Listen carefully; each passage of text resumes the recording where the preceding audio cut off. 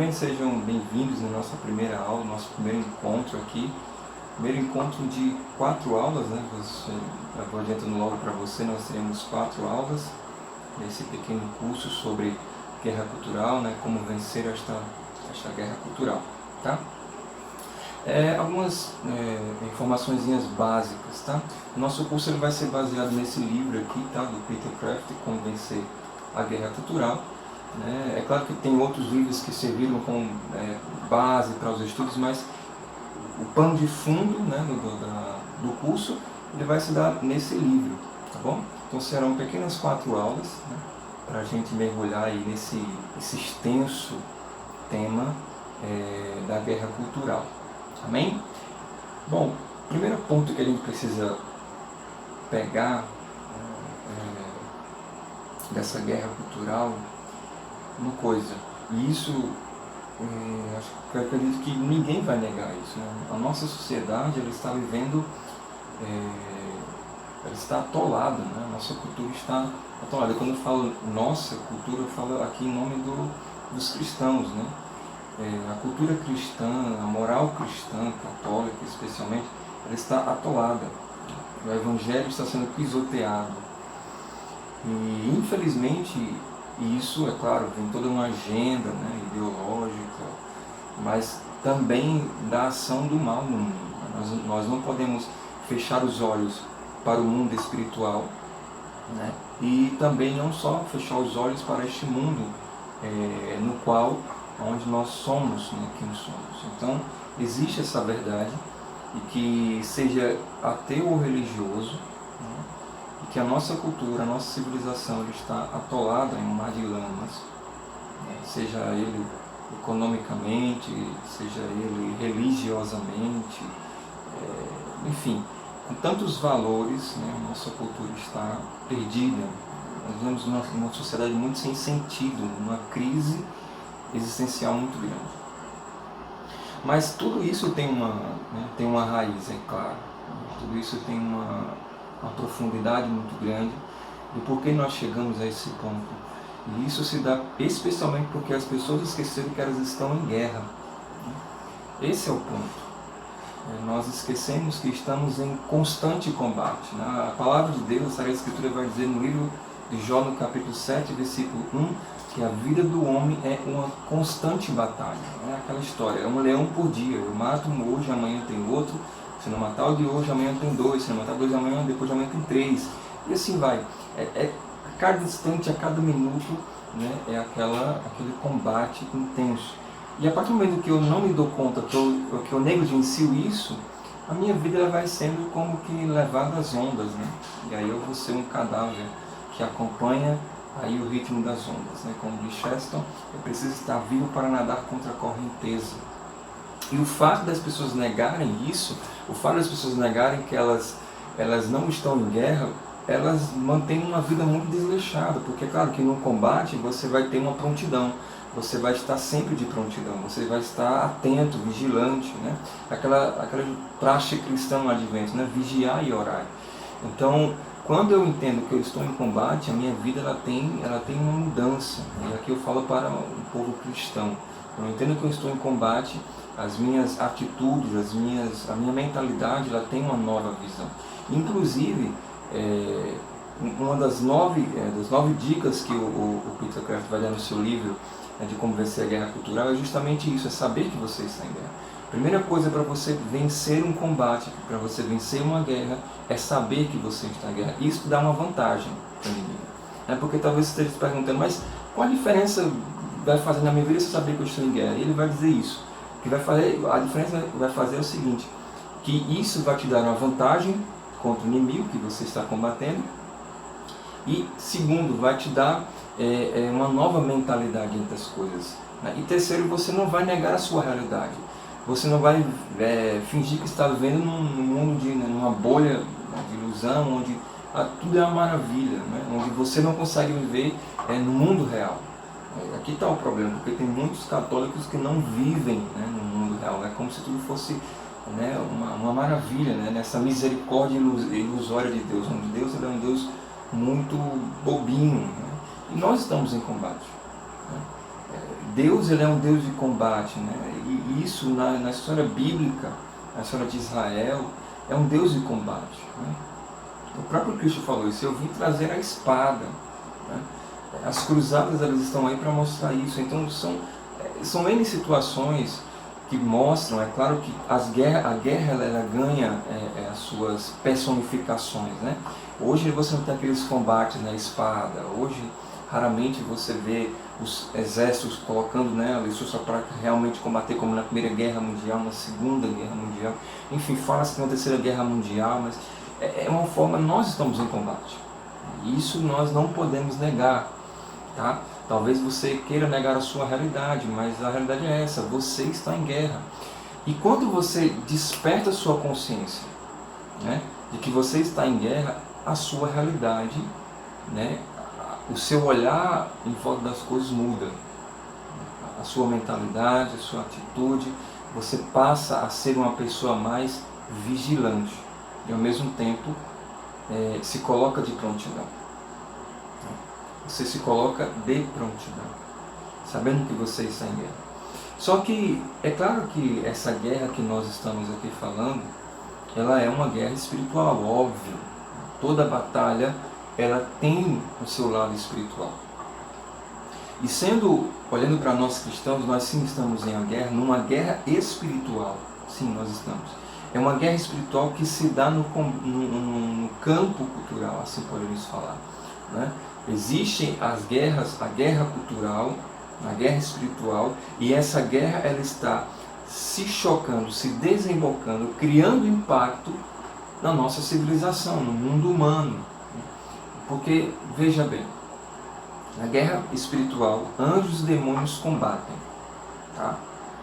E eles têm o porquê combater. Primeiro, os anjos porque querem salvar a tua alma, e o demônio quer carregar a sua alma. E aqui, abre parênteses, é óbvio que a mente moderna hoje não consegue conceber isso, né? Para a mente moderna, para o homem moderno, diabo, pecado, anjo, guerra espiritual, tudo isso é idade das trevas, né? Idade média.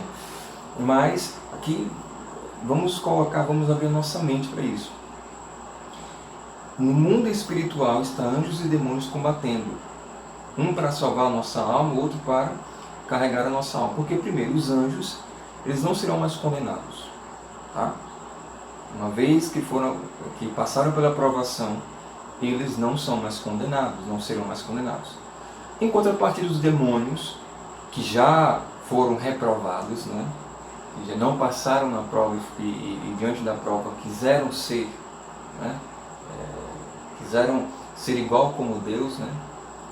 Por isso vem aí, né? Aquela história de Lúcifer querer se colocar mais elevado que Deus.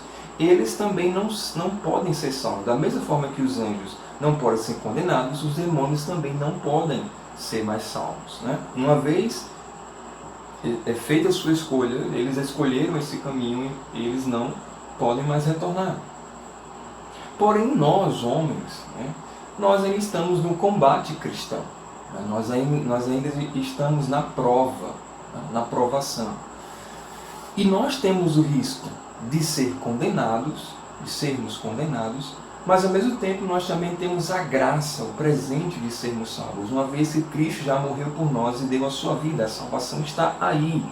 Nós temos que ter essa consciência de que esta salvação, ela é para mim, mas não é de qualquer jeito, não vou conseguir de qualquer jeito. Eu preciso da graça de Deus, é óbvio, mas também dos meus esforços, da minha vida, né, piedosa, de devoção, de adoração a Deus, para poder chegar a esse fim. Porém, os demônios não querem isso, porque eles também querem levar os maiores números de homens para o inferno.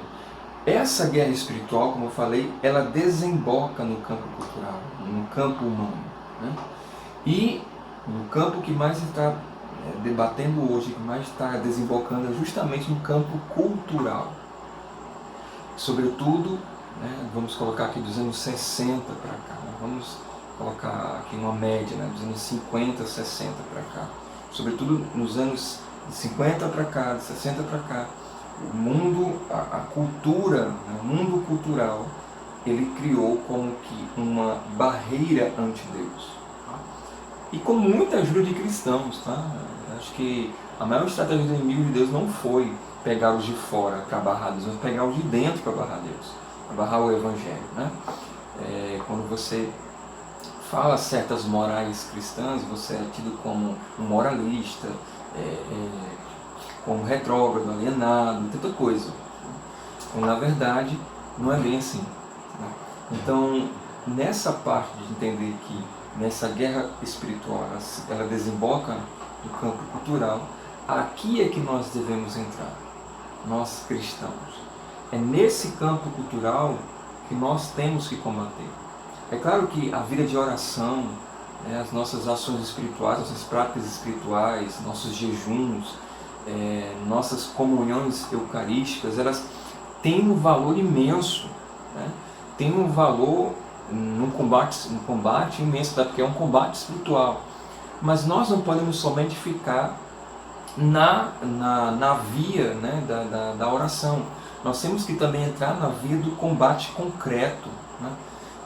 E aqui entra, né, no campo cultural, né? Porque até uma das estratégias que o Crafter vai dar para a gente, ele dá nove estratégias, ele vai dizer assim, saber onde fica o principal campo de batalha, né? E isso é na sexta dica. De 9 dicas, a sexta é saber onde fica o principal campo de combate. Por que nós estamos perdendo muitas batalhas, né? Por que nós estamos perdendo muitas almas para ateísmo, para outras religiões, para ideologias, para tantas outras coisas nefastas que combatem o valor cristão? Porque, infelizmente, nós estamos combatendo o lugar errado. Nós estamos combatendo no campo de batalha errado. A batalha é espiritual, mas ela está sendo desembocada hoje. Lembra que eu falei que tem várias personificações? Ela está sendo desembocada hoje no campo cultural. Então eu vou resumir aqui para você, tá? A batalha espiritual desembocou no campo cultural. O que nós precisamos fazer? Nós precisamos levantar um exército que use da cultura para evangelizar. É isso. É isso que nós precisamos fazer. É claro, a cultura vida de oração, porque estratégia, ela é óbvio que nós temos que ter, mas uma estratégia sem vida de oração não vai surtir efeito. Você vai conseguir pessoas e não almas, e nós não queremos pessoas, nós não queremos igrejas lotadas, nós queremos o céu lotado, almas salvas, né? E aquela história que o Papa Francisco até falava, né? Tem muitas pessoas dentro da igreja, mas fora de Jesus. Nós não queremos preencher os bancos das nossas igrejas, dos grupos de oração, dos pastorais. Não, nós não queremos isso. Nós queremos povoar o céu, né? E como é que se povoa o céu? Salvando almas, né? É isso que povoa o céu. Então, sabendo que essa batalha está sendo lidada, está sendo combatida hoje nesse campo cultural, nós precisamos buscar estratégias, né, para combater o inimigo nessa área, no campo cultural. Porque, gente, não é brincadeira, não. O tanto de livros hoje que está sendo disseminado no mundo, né, que prega, vamos lá, ideologias abortistas, homossexuais, ideologia de gênero, a ideia das várias religiões, que todas as religiões são boas, né, que a salvação ela pode ser encontrada em todas as igrejas. Enfim, são tantos assuntos, né, que, é claro, a igreja precisa ter uma olhada nova em evangelização, mas também não é negociar a sua fé. E a gente fala, mas por que aqui quando eu falo igreja, eu não falo igreja padre, bispo, eu falo igreja você que está assistindo esse vídeo. É claro que o padre, o bispo, ele tem um peso, né, uma autoridade, porque ele é a pessoa, né, que identifica, que sinaliza a igreja, mas eu falo igreja eu e você.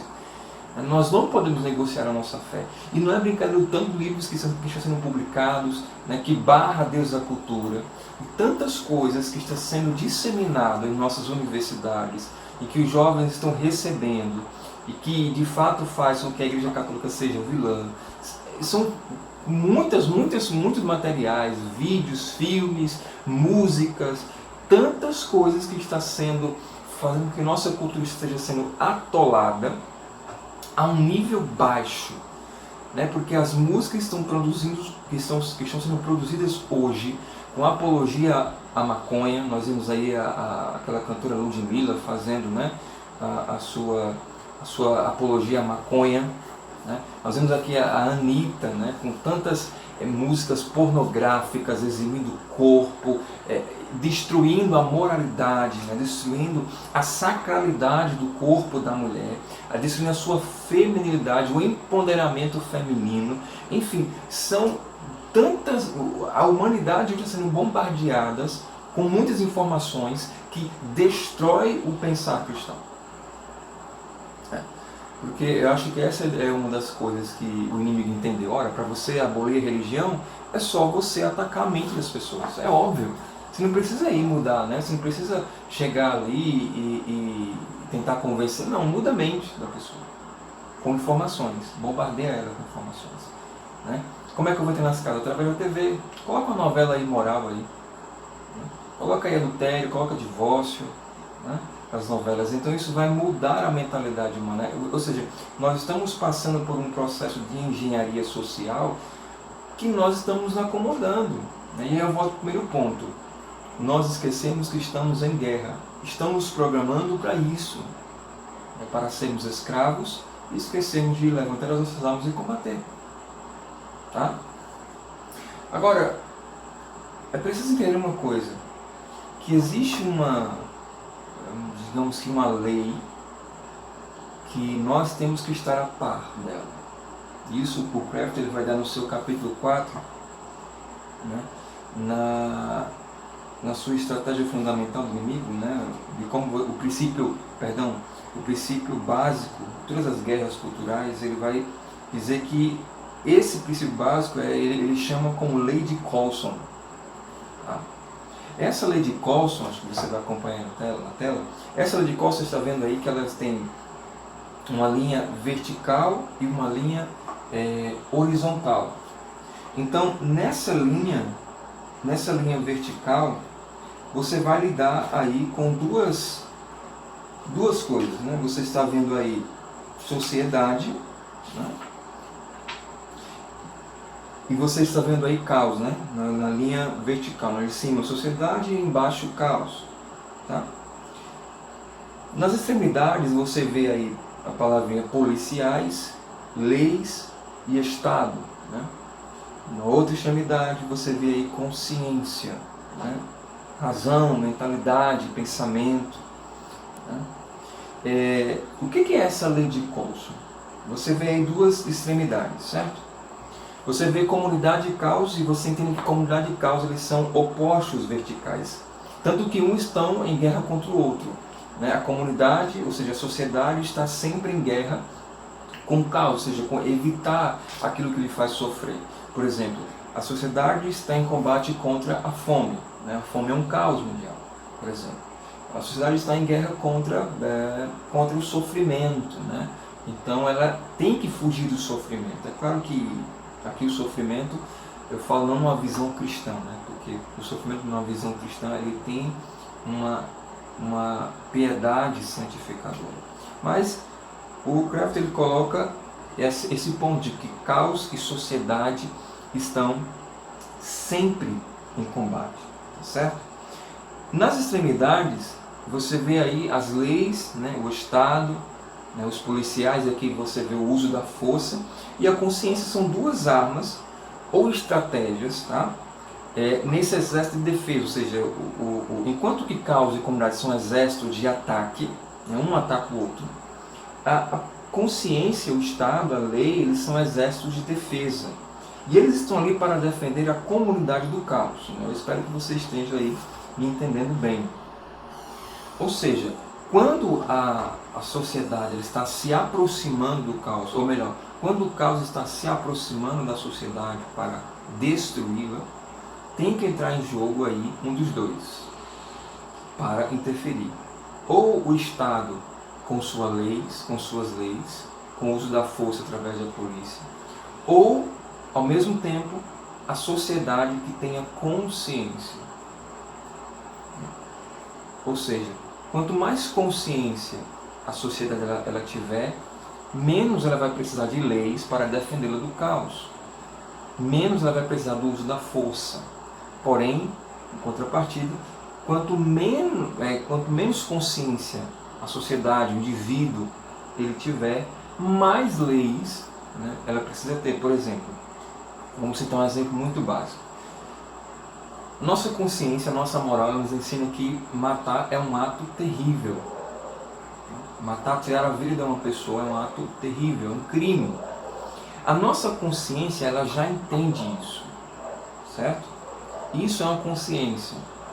Porém, quando a minha consciência ela falha, quando a consciência de uma sociedade falha, e a partir do momento que a violência está muito alta, por conta, né, de que ela não tem consciência de que a vida é um valor humano, a vida é um valor sagrado, o Estado precisa intervir com leis. Então, por exemplo, se o cara matou, ele vai ter uma penalidade, ele vai ser preso, ele vai cumprir pena de tantos e tantos anos, né, dependendo do Estado, prisão perpétua, ou até mesmo pena de morte, né, enfim.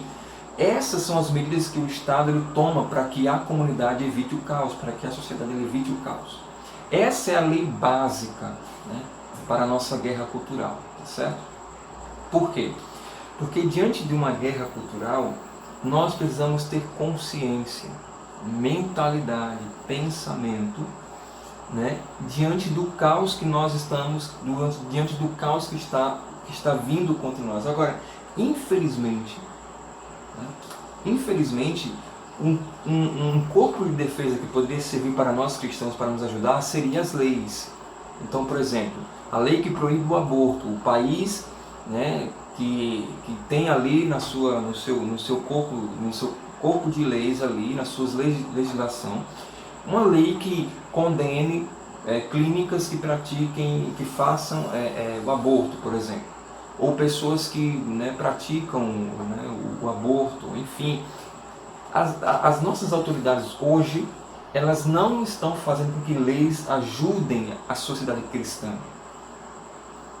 Nós, pelo contrário, estamos vendo países e mais países aprovando aí o aborto, né, aprovando aí suas legislações, até mesmo casamento gay, união homossexual, ideologia de gênero e tantas outras coisas que atacam o nosso valor, a nossa moral cristã, o valor evangélico, né? o valor do evangelho.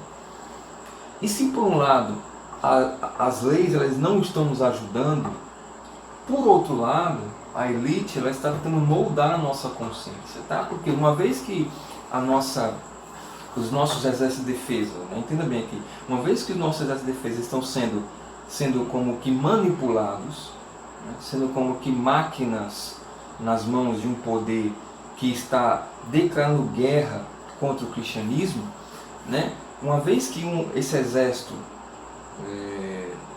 de defesa, que é a lei, o Estado, o uso da força, enfim, nós vimos aqui recentemente, né, acho que teve um país, foi uma notícia recente, que os católicos queriam rezar e foram expulsos dentro da própria igreja, e os policiais foram lá e tiraram a força o cara, ou seja, aquilo que era para evitar a sociedade de se aproximar do caos, ele está empurrando a sociedade para ir para o caos, né? Então vamos pegar isso como base para a gente entender bem.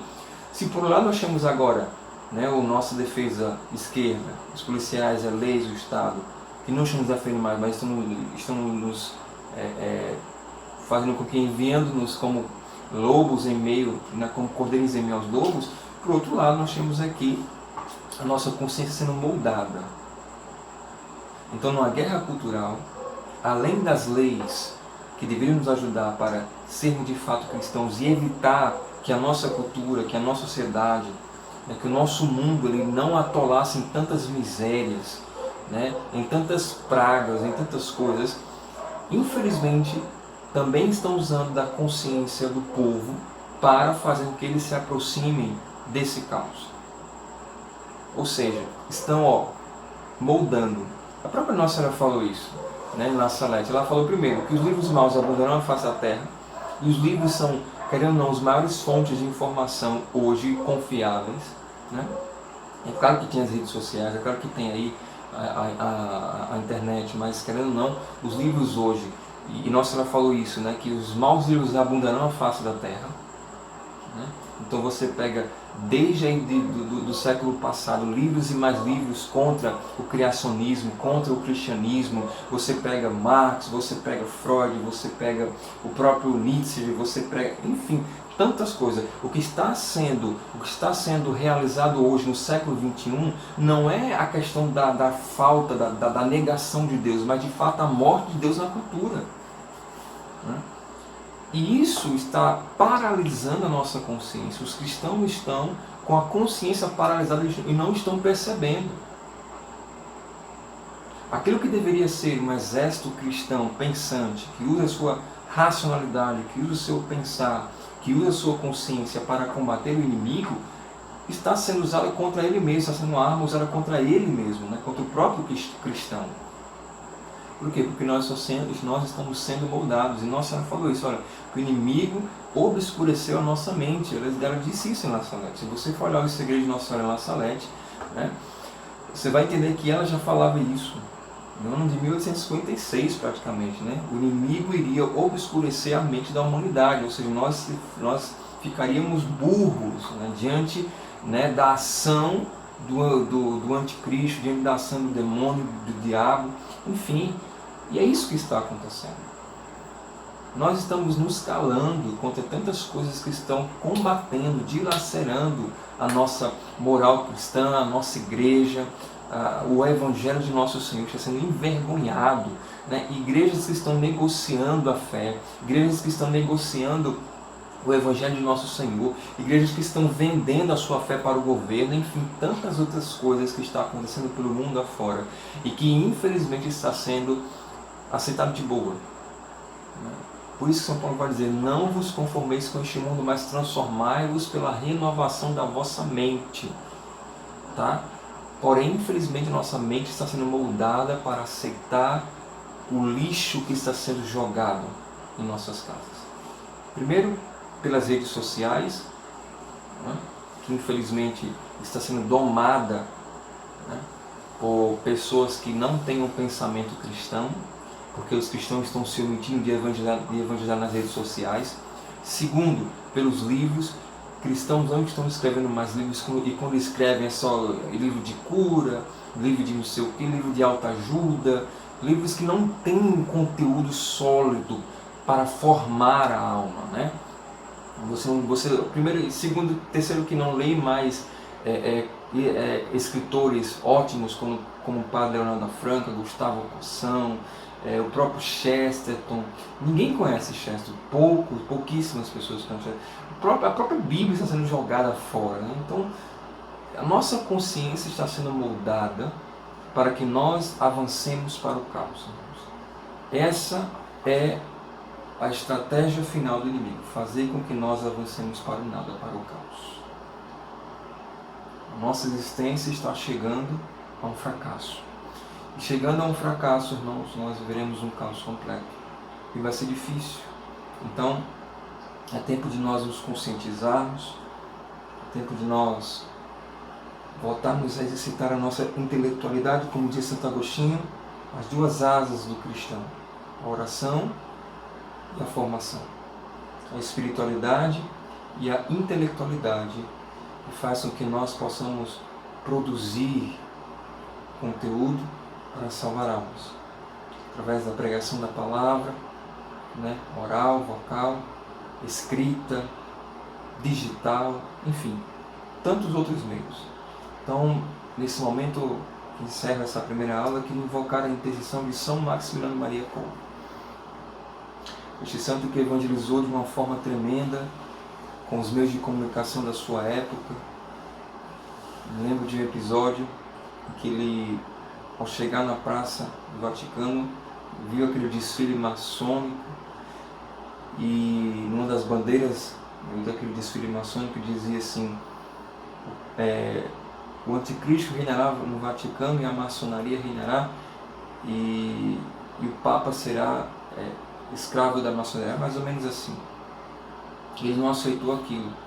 Ele criou ali a sua revista Cavaleiros Imaculada, publicando conteúdos contra a maçonaria, conteúdos incentivando, né, a doutrina católica, propagando a doutrina católica, e ali ele conseguiu evangelizar. Hoje a Polônia é conhecida por um dos países mais católicos, né, e graças também ao seu empenho, eu creio que hoje São Maximiliano reza muito pela Polônia, E eu quero nesse momento invocar sobre a minha e sobre a sua vida, né, a intenção desse grande santo evangelizador, para que ele nos ajude a nos colocarmos em combate. São Maximiliano foi um santo que olhou para a sua realidade e não a negou, mas entendeu que estava em combate e combateu da forma que Deus mostrou a ele. São Maximiliano Maria Kolbe, rogai por nós. Pai, Filho